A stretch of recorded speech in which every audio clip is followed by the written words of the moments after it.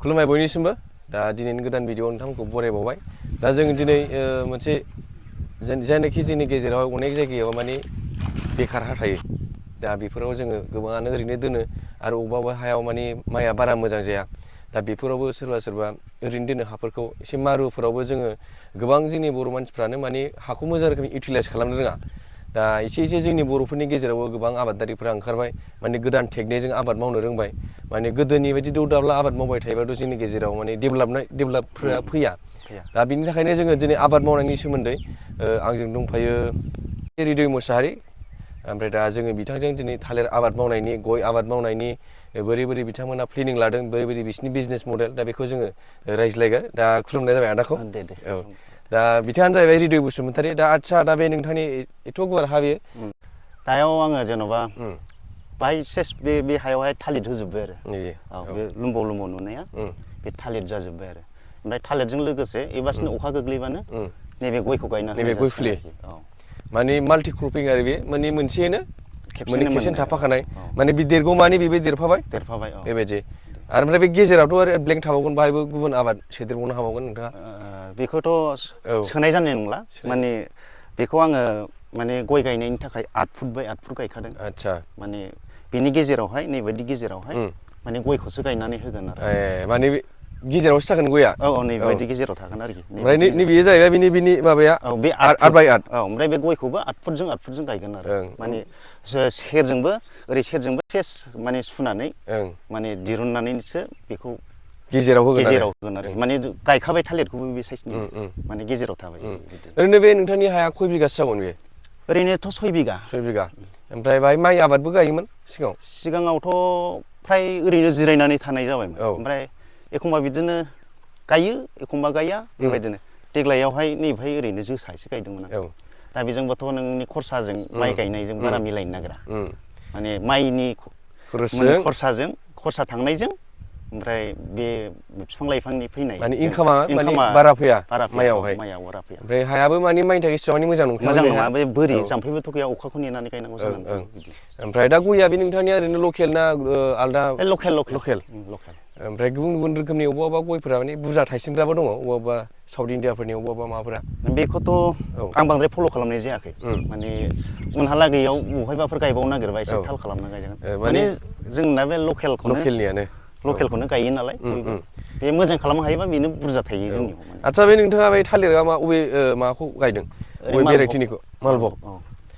बेहायनो जेन'बा बेनो जेन'बा बे थाइजासिमाव मेरला फुलि ओंखारगोन जेला फिथाइखौ दानगोन बे फुलिखौनो एरफुनानै बेखौ बेदर महरै फुलि महरै आरो बै दस्रा जायगायाव बेखौ लानानै माने फार्स्टआवल' माने थालिरखौ जाहाग्रोनो हानांगौ बेनिफ्रायनो ओंखारबाय थाबाय बे 6 बिगानिफ्रायनो बिराद बुरजा बिगा गायजानो ओंखारनाय बेनिफ्राय फुलि ओंखारगोन आदसा मोजाङानो ओमफ्राय बे थालिर माबानायनि अनगायैबो गयबो गायगोन बिथाङा ओमफ्राय बाहाय माने बिथांनि हाया एसे गुवारानो 6 बिगा दं दा 6 बिगायाव बिथाङा थालिर गायसिगोन ओमफ्राय दा जोंनि माने दानि यां जेनेरेसनफोरा माने आबाद मावनायनि सोमोन्दै माने गोबाङानो माने उनफिननानै दं माने मानसिफ्रा आबाद मावबादि बै गोदोनि बायदि जेन'बा आबादारि बैबायदिखौसो सानो आरो जेनेबा जोंनि माइन्डसेटआ ओमफ्राय गुबुन जायगायावथ' बिदि मावबाथाय हालुवासो जाम्बा जुगाव आरोखि आरो माने बुरजा माने स्केलाव मावनाय जायामोन ना माने बिजनेसखौ रोङामोन दा जोंनि गेजेरावहाय बेफोरबायदिखौ माने जोंनि गेजेराव मोनसे बे थुलुंगाखांनाय माने जोंनि गेजेराव सोलायनाया माने जोंनि गेजेराव फैनांगौ आरो बर'फोरनि जोंनि लकेलावहाय दा आबादनि सायावबो जोङो नोजोर होनांगौ मानो होनबानो माखासे बुस्थुआ गासिबो रासायनारि जाजोब्बाय जानाय लोंनाय होन दा बिनि सायावनो गोबां बेराम हयथ' जायो थालिर आबाद मावनायनि थाखाय ओरैनो माबायदि मोजां जायो आदा एसे बालाहां बा एसे साबसिन बालासाहिया ओमफ्राय माने गोरान बुस्थु नांगौ गोरान जायगा दै लोमै जायगा नांगौ दै लोमै ओमफ्राय दै लोमनाय जायगायावथ' जानाय नङा जाया ओमफ्राय नैबे बिथांमोननिया एसे नैबे आलदा दंबावो दा बेवहाय बे नोंथांमोननि बेयो गुबुन पार्टनारशिपआव दं आरो ना नैबे मोनसे बागान दंबावो गोदान बानायनो नागिरदों ओमफ्राय बे आलदा दा जों आरो मोनसे बागानाव बोरै प्रिपारेसन खालामो बेखौ नायबावगोन ओमफ्राय जों थालिर आबादनि सोमोन्दै बा गुबुन बेबायदि रानस्राव जायगायाव जों मा आबाद मावनो हायो बेनि सोमोन्दै जों बिथांनिफ्राय मिथिनो नाजागोन दा बे एरिया बिराद गुवार एकदम बिराद गुवार बेयो नै ओमफ्राय अनुमान गोबां 150 बिगासो जानो हागौ ना दा बे जागोन बिराद बुरजा रेन्जआवहाय बिथांमोना थालिर आबाद मावनो नागिरदों ओमफ्राय बे जायगाया नायनो हागोन नै माबायदि एरिया बे एकदम रानस्राव ओरैबायदि रानस्राव माने जेबो आबाद मावजायाबा माने हानि क्वालिटिया बेबायदि आरो गोबां फुलिनि नांगौ दा बेखौ बोरै केपेसिटि खालामदों नोंथांमोना बेयोथ' माखासे बै लोगोफोर गायखानाय बागान दं बेनिफ्राय एरनानै लाबोदों ओमफ्य थोस्लाबैयाव मालायनि बागाननिफ्राय एरखुनानै बायनानै गासिबो लकेलानो मालभगानो खिन्थु जोंनि लकेल नों आंनि गायनानै फुलि ओंखारलांबाय थानाय दा जोबोद मोजां बिथांमोना माने माखासे जायनाखि जोंनि गेजेरावहाय माने ओरैनो बाहायजायै हा दङ बेफोरखौहाय जोङो माने बाहायनो रोंनांगौ इउटिलाइस खालामनांगौ नङाबा जोङो ओरैनो दोननाय जायो हाफोरखौ जाहाथे माने जों जायफोरनावहाय हा दं आरो हा गैयाबाबो बेथ' बिथांमोननि हा नङा दा नोंथांमोना बेखौ मा सिस्टेमावहाय गायनाय जादों बे प्लेनिङा बिगोमाजों भारा सिस्टेमावहाय इयारलि भारा ओमफ्राय बिगोमानो इयारलि फैसा हरनांगौ दा बे 150 बिगा बाय गुबुन गोबां बिगोमा दङ ओमफ्राय दा बे हायाथ' खुनु बाहायजालामोन दा बेखौ बिथांमोना बेबायदि थालिर आबाद मावनो बिथांमोना प्लेनिं लाबाय जोबोद मोजांनि बाथ्रा सेटिसफाइड जोंनि बर' मानसिया माने एसेयावनो जों सेटिसफाइड जायो जेनेबा नोङो बिगानि हाखौ गायबाय ओंखाम मोनजाबाय थोबाय खुनुरोखोम जानो थोबाय खिन्थु बैफोरबायदि बुस्थुजों माने जोंनाव माने नांगौखिनि बुस्थुआ सुफुं जाजोबा दानि जुगाव नों माने जोंनि मानसिफ्रा माने बिजनेस बा एग्रिकालसारा माने गोदोनि बै जानाखि मावबोनाय माने गोदान टेकनिकजों जोंनि गेजेराव बारा मावनो रोंथ'वाखै आरो माने गुबुन जायफ्राव माने प्रफिटेबल बिजनेस बेफोराव जोङो दावगानोबो हाजोबाखै ओमफ्राय दा बेखौ नोंथाङा मा साजेसन होनो लुबैयो जों बेफोरखौ मारै बाहायनांगौ बिनि सायाव फोरमायनो हागोन नामा साख्रि बाख्रिखौथ' फ्राय मोनखालानो साख्रिखौ ओमफ्राय जाय रोंनानै थानाय बिसोर रोंनायनि आबाद मावनाया माबा मोनसे मावनाया एसे साबसिन जायो रोङैनिफ्राय रोंनायनिया ओमफ्राय मावजेनोब्ला माने एसेनिफ्राय सोलोंलांनानै गावनो निजेसो माबा जालांनाय आरोखि एक्सपिरियेन्स जालांनायफोरबायदि खामानिखौ मावनांगौ बुरजा मावनानै बुरजा मोनो होननानै खेबसेनो गायफेरा गारा सोलोंजेना गारा बुरजा गायनाया बे एक्सिडेन्टनि सम्भाबना मानो होनना बुङोबा बेहाय नोङो थालिर गायबाबो बिराद नियम दं जेन'बा बे फुलिया बेफ्रावबो बेमार थायो बेखौबो नायनो रोंनांगोन बबे समाव गांखंखौ दाननांगौ बेखौबो रोंनांगोन दा सोरबाफोर सोलोंनो गोसोब्ला नायनानै जोंजों फैनानै साजेसनखौबो लानानै थांगोन माने जों जेरैबाबो मानसिफोरखौ फोरोंनो जों गोसो माने बयबो मावनानै जानांगौ माने रोंनांगौ आरो जुदि अफायबा बेखार हा बेबायदि दंबावोबा नोंथांनि चेनेलनि उनाव खिथाहर माने जों बेहाय थांनानैबाबो आबादखौ मावहैगोन दा नैबेयो बिथांमोननि आगोलनि सिगां बोसोरनि गायनाय बे थालिरा ओरैहाय नै दा खुंसिगोन माखासे खुंनायबो दं बिराद साइसथ' गोनां ओमफ्राय बेखौ बेसेबां माबा फिटफोरावहाय बेखौ साजायनाय जादों नैबे थालिरनि माबाफोरखौहाय गायनाय टेकनिकफोराहाय आदसा 8 फुटजों गायदों 8 फुटनि एसे खमबो दं बिदिनो 8 फुट ओरैबो 8 फुट ओरैबो 8 फुट सोरगिदिं 8 फुट बेबायदि साइजजों गायनाय जादों ओमफ्राय फुलिफोरा माखासे बेदरनि बे फुलिया जेनेबा नैबायदिखौनो बेबायदि फिसा माने बेखौ जावफुनानै गायफिननाय बेखौनो जावफुबाय जेनेबा नैबे फिथाइया जेनेबा बे फिथाइखौ दानखांबाथाय बेनि फुलिखौ एरखुबाय दायाव एरखुजाया ओमफ्राय बेयो दै लोमोना लोमा बेयो दैज्लाङाव बे ओरै बे बागाननिफ्रायनो बोहैबोनानै बेहाय लोमो आरो माने बोहैयो आरो स्र' थाङो ओमफ्राय बे गाहाय नालाय बियो दैजों एसे नासयनानै दोनजादों नैबे खन्द'नि दा दैया रानबाय नालाय मोजां सिखारबोफिनबाय आरो दा जाफिनबाय ओमफ्राय बेखौ ओरैनो 3 बोसोरसोल' दोनगोन बेखौ बे फसल मोनथाम माने बे नैबे मुरानिफ्राय खेबथाम आरो खेबथाम जागोन बेखौ ओमफ्राय नैबेयो जुदि बे खनसे फिथाइ थाइखांबाथाय बै नैबेखौ गिदिरखौ बिमाखौ दानफायनानै फिसाखौ दोनबाय बबे माबाया डेभेलप दंसिनो बेखौ दोनबाय आरो ओमफ्राय बे गासिबो भेराइटिया बे गासिबो मालभगानो ओरैनो बेसेबांसो माबायो फांसे बिफाङावहाय मोनबेसे जाब ओंखारो ओरैनो मोजां जाहोनो हायोबा बिदिनो 11टा 12टासिम ओंखारो फ्राय बांसिन 7टा 8टा बिदि ओंखारो ओमफ्राय बेखौ मेनटेनेन्स खालामनायफोरनि सोमोन्दै एसे फोरमायदो मा होनो बोरै जेनेबा एम्फौ जानो नागिरो ओमफ्राय बेनोथ' एसे मेडिसिनफोरबो नांगोन भिटामिन बेफोरबायदि बाहायना मारै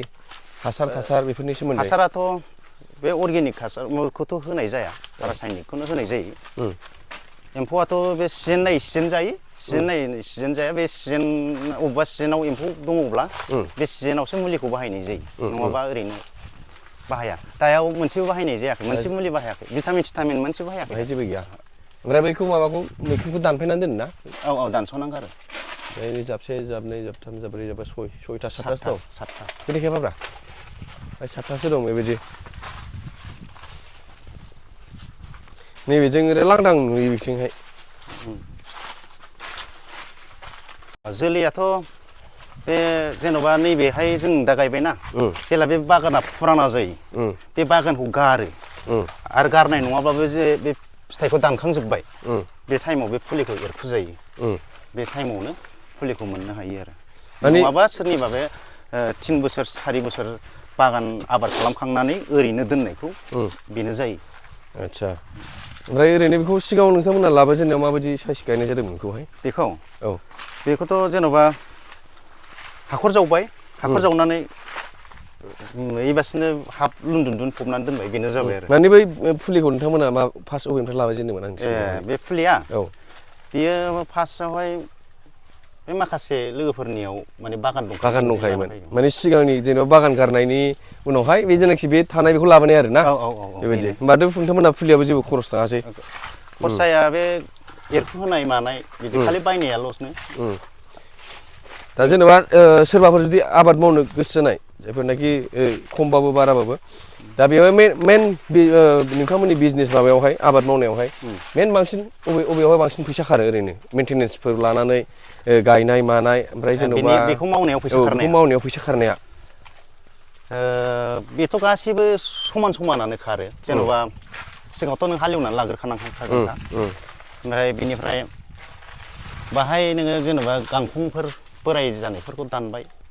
बेबायदि फुलिखौ हाबाय माने गासैयावबो एफाजोब आरो बे अबेबाहायबा बुरजा थाङो बे नङा। दा नोंथांमोनहा सोरबा अबेबा जायगायाव हाया जुदि ओरैनो बेखार गोदोनानै दङब्ला जोंनोल' खिन्था जों बे जायगायाव जेरैबाबो हा खालामहैगोन बेखौ जोंबोथ' नाङा जों भारासो होगोन जोंथ' 3.5 बोसोर 4 बोसोर बिदिल'सो लायो बेनि उनाव लांदां जाथायबाय बिगोमायाबो प्रफिट जाहैबाय। बिगुमाया नोङो ओरैबायदि बेहाय नोङो 3 बोसोरनि उनावबानो नों बेहाय जेबो जिनिसानो थाखाला माने हाग्रायानो रज'खाला बाहाय दा बिनिफ्राय नोङो बेसर फोयो ना बियोथ' आनसलिकआ बनरगाव गोग्लैयो पिएसआ जाबाय दतमा गोग्लैयो औ बेहाय बे बनरगावनि ओरै सा साइडआव माबा आरोखि बान्दोगुरि होननाय बान्दोगुरि नलबारिनि एसे सानजा साहाजों माने बे बान्दोगुरि होनो आरो बेखौ बे जायगाखौ बान्दोगुरि होननानै बुङो माने नैबेनो बान्दोगुरि गामिया जों दा थाबायगासिनो थानाय जायगायानोमोन। आदसा माने मोनसे समाव बे सेरमांगा दैया ओरै खारलाय खारनानै बे गामिखौ साफा धंस' दा बे बान्दोगुरि गामिनिनो रायजोफोरनिनो बे हा ओमफ्राय दा बेखार हा बेखौ नोंसोर होगोन नामा जों बिदि सोंनायाव औ होयो बिदि होननायखाय जोङो बेखौ आबाद मावनाय जाबाय आरो मेनटेनेन्सआ जेनेबा बाहायखौथ' बेमारबो जायो फांगिसाइड ओइ माबाफोराव रोदाफ्रावबो बिदि बेराम मोनसे थायोना? थायो औ बेफोरबो बेरामफोरबो जायोना जाया बेफोरावलाय? बेमाराथ' खयकथा जादोंमोन ओमफ्राय बेखौ दानफायनानै जावफुनानै गारहैबाय बेमार जानायखौ ओमफ्राय दा बाहाय नै माबाखौ नायनो हागोन मोनसे दं मोनसे मोननै मोनथाम मोनब्रै मोनबा 6 7 7थानि बारा दंबावोसो दां 4 5 6 7 8था दं 8था दंबाय बेबायदि बेदा माबा दं गासिबो मालभगजोब बे औ बिनि गुदियावबो हागथाब जायो औ माने गांखंखौ बारा थाहोनो नाङा माने बोरायबाय नालाय बेखौ दाननानै गारबाय माने बेबायदि गांखं बोराय दोनोब्ला माने बेहाय एम्फौ थेम्फौआ ओरै सिख्रबनानै चान्स